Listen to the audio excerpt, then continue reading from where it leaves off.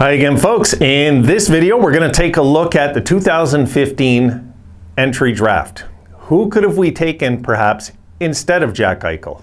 Coming up.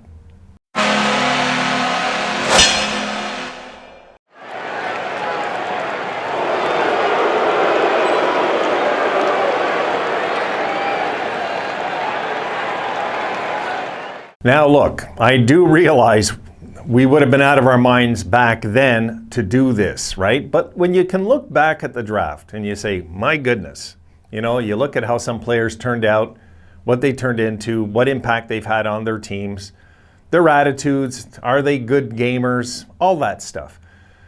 And you start thinking, you know, was Jack really a runaway number two like we thought? That's up for debate now, as far as I'm concerned. And there's one guy in particular I'm going to show you. So let's get into this, and I'll show you the clip. Who asked me for this was Mike Phelan, and there you see it. He goes, I just saw a video on how stacked the 2015 draft was. What was fun was all the comments about how the Bruins screwed up their top 6 draft picks that year. Maybe you can take a look at that draft and see what we could have got instead of Eichel. Yeah, good topic, Mike. So let's take a look at the draft table of that year. I'll open it, and here we go. Okay, number 1, Connor McDavid, as you know, was the runaway, really was the runaway number 1. And Jack Eichel was really the runaway at number 2. Okay, so let's take a look down the line now. And for me, there's one guy in this draft that stands out, and it's not Mitch Marner, guys. If you go further down, it's number 17, Kyle Connor for Winnipeg. I would have loved the Sabres to get their hands on this guy. My goodness. And yes, we can argue Mikko Rantanen as well, of course. He has a point-a-game average exactly. He's number 10, 408 points in 408 games.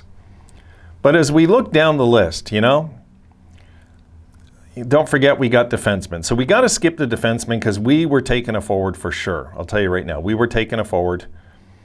After Rantanen, I mean, Lawson Krause, okay, for sure. I mean, you know, this is just another element that we don't have on this team now. But would have we taken him then? They probably would have set the city of Buffalo on fire, guys, if they would have took Lawson Krause back then. So that was a no-no. But I'll tell you what, if we would have taken Kyle Connor, we would have looked like geniuses, literally. And you look, Brock Besser's done all right as well. He's done good. You know, but besides those guys, there's not really, unless you're talking blue liners then. And we weren't looking at a blue liner, we were looking at a forward. So we can't really go there and pretend we should have taken a defenseman. No, we were, because the city of Buffalo, Mike, would have lost their mind, and you know it, if they would have took some defenseman that gets 3 goals a year or something, just because he hits hard. It wouldn't have worked out very good in Buffalo. But I think the obvious one for me is Kyle Connor. Kyle Connor, without a doubt. I would have traded Jack one-on-one straight up for Kyle Connor. That's how much I believe in this guy. And I have a friend, she lives in Winnipeg, and we keep in touch. You know, she's a Jets fan. And she was telling me a story out there of Kyle Connor. When he signed the contract out there, the first offer they threw at him, he signed it. And that was it. He's just that type of guy. He could have got more. He said he just wants to play. He just wants to play. He doesn't, you know, of course, they gave him a good contract, like $50 million for like 7 years or something. They gave him a really good deal. But could have he got more? Most likely. Most likely could have got a bit more, you know. Now, would I, you know, then you could argue Thomas Chabot, who I think is overpaid. I do. He's a good defenseman. He is. But, you know, Nurse Svechnikov, we could argue there's guys, I mean, you know, there's guys there, Eriksson Ek, but really the standout for me is Kyle Connor. And of course we can argue Mitch Marner, but we knew Mitch Marner was going to be a top 4 anyway. We knew that he wasn't a shock. But I'm trying to look the guys that were off the radar, you know? And Kyle Connor was off the radar. And this kid is just unreal. He really is. I mean, you see his games is in 384 games, 178 goals. Jack in 409 games, 153 goals, you know? So he has 344 points in 384 games. Jack has 380 points in 409 games. So they're very close to about a point a game average, which they will hit eventually when they have their bigger seasons coming up. Jack, for me, is overrated, guys. Sorry, but yeah, he is. Jack was a good hockey player, is a good hockey player. Could he get 50 goals? He could. He could have a breakout season, Jack. That I will say about Eichel. He could have that big dynamic season in him for sure. But I don't know. I don't know with this chip on his shoulder and this attitude thing, if it's ever going to go away. I don't think it's going to. Man, that said a lot for me, that post-game interview when we beat Vegas in that game, and he took a cheap shot at the Sabres fans. That, for me, said a ton, guys, about his character. And it said a ton about the Buffalo Sabres fans' character that still root this guy on. It's like, hey, he took a cheap shot at you, and what? It's okay, you know? What, because he didn't steal your lunch money? Come on. Like, there comes a time where you gotta break the umbilical cord when it comes to your impression of a certain player sometimes. I had enough of Jack about 3 years ago. About 3 years ago. I know I got heat in my channel early. I didn't care. I told you guys I'll always speak the truth on this channel. I don't care. I wanted him gone. I just did. I had enough of Jack Eichel. I had enough with his pouty attitude, all of it. And if he is going to pull this on a team like Vegas with all those veterans, they're going to be in his face very quick, or they're going to be demanding trades to get off of there. And then they got a whole zoo to deal with in Vegas after that. We'll see how he pans out in Vegas, guys, because he can't be the crybaby over there. There's too many leaders on that Vegas team. Too many. Too many. A guy like Stone will just be in his face right away, like, shut up, Jack, seriously, you know? You can't go on and on and on whining and complaining, and you just can't forever.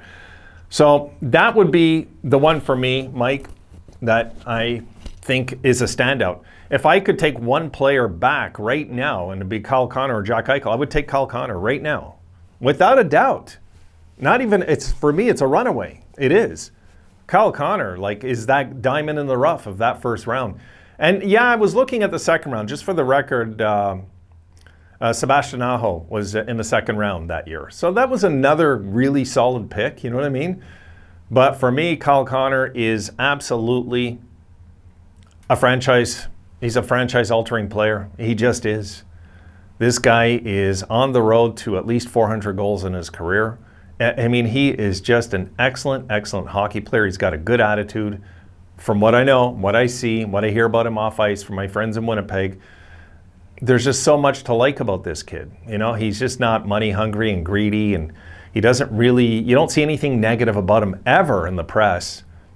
You know, and those are the guys you want. You want gamers. You don't want guys that are just all about self. You don't want those types. You don't. And this is why I wanted Jack gone. I knew this guy was wrapped into self. He's all about self. Until some coach, and you know, it's too bad Gallant left Vegas, because he would have got through to Jack Eichel. Let me tell you, that guy would have got through to Jack Eichel for sure. Absolutely. He would have got through his head easily. You've seen what he did with that young Ranger squad. He kept them under control. You know what I mean? That's hard to do with a young team, guys. Jack needs a coach like that. He needs a coach like Tortorella in his face is what he needs. That's what he needs, because he's not going to grow up otherwise if he keeps thinking he's bigger than the team. Those players never win cups. By the end of their career, they're like, oh, you know, I shouldn't have done that maybe. You know, so we don't have time to waste on guys that are in self. I would have loved Kyle Connor, and you know what? Probably Mitch Marner. I'd take Mitch Marner too, right at this point of his career. Yeah, I never thought I'd say that like just 2 years ago, but right now, after what Mitch Marner just did again this year, yeah, Mitch Marner showed more to me of being worthy at number 2. Let's say, not even about who we would take, guys. Who's more worthy to be number 2, Mitch Marner or Jack Eichel? Probably Mitch Marner. You know, Kyle Connor or Jack Eichel? Probably Kyle Connor. He's done more. He's been more effective in his career, or he has. Just my opinion. That's where I stand with it. All right, guys, lights out. I got to keep moving. I got 3 more videos, I think, coming. I lost track. I'll see you in the next one.